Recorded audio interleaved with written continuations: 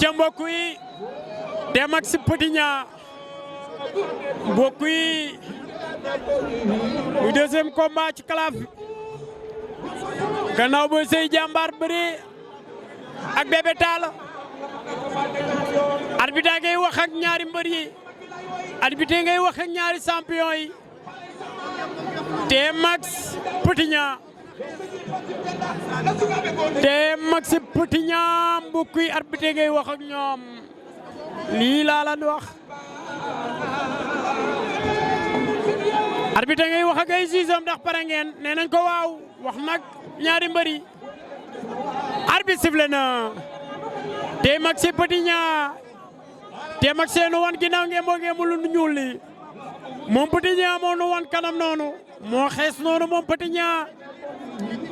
Tmax Petit Niang ñu ngi lewtoo ku amoogul songo amoogul ey mbay Tmax Petit Niang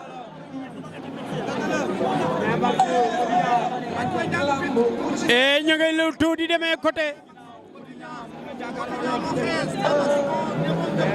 déet ey Tmax Petit Niang ñu ngi dóorante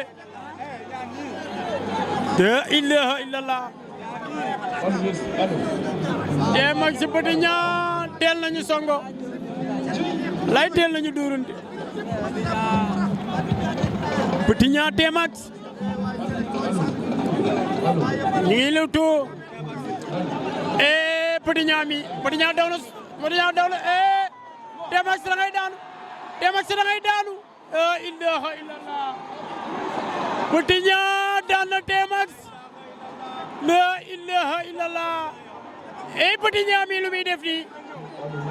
nee na pare na ci moom na keneen ñëw boole jëla ma Petit Niang ndeysaan Petit Niang mi fu mu jëm du mu yëmbal la jóge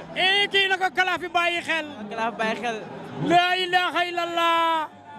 Petit Niang Petit Niang Tmax am na lu ko bett boole Tmax am na lu ko bett ku muy bëreel la xamul songo boo baaxul ku muy bëreel la xamul woon